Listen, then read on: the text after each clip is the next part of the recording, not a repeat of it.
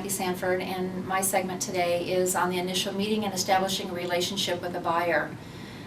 After I have talked to my buyers or clients on the phone and gotten some basic information as far as contact information, email, phone numbers, addresses, and such, I've asked them to set up a time so we can have a face-to-face meeting where we can go over some of the process of purchasing a home. I asked them first if they've contacted a lender. If they have, I would like that lender's name, their phone number, and maybe an email address where I can contact them to find out if they have gone through the pre-qualification process.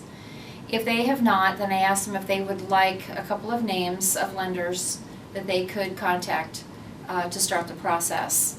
I'll give them 2 or 3 different names, and I've asked them to please interview those people and create a good working relationship with the lender. It's very important to know what your buyer can qualify for. And by contacting the lender can pre-qualify them. They can send you the required AAR pre-qualification form that is listed on line 54 of the contract. At that point, once I will ask them to go over some forms that I have provided to them. One of those forms is the Real Estate Agency and Disclosure Statement form. I will go over that with a buyer in detail, and if they have any questions, I will get those questions answered for them.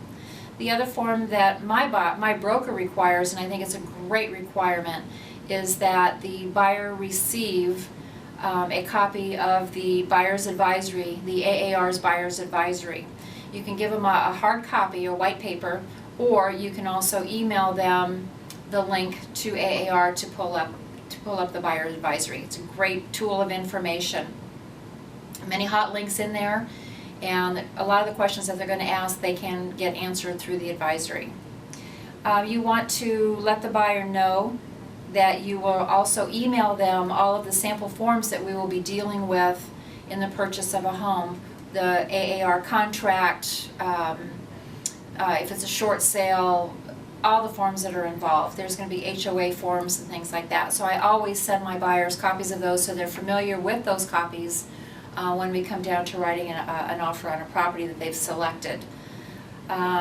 If in your conversation, ask them what they're looking for in a home. Different things, how many bedrooms, bathrooms, pool, no pool, fireplace. But also ask them about their current home or their last home that they were living in. Ask them what their likes and dislikes were, and then also ask them what they would change if they could. Are they looking for a certain style of home? You can do this all in a conversation.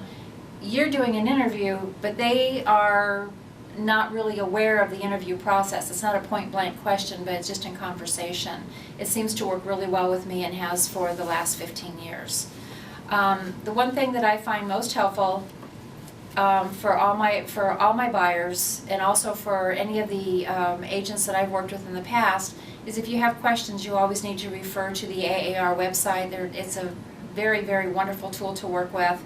And also your forms are through ZipForm Online, which also there's a link on the AAR website. Good luck, and I wish you well with all of your future buyers.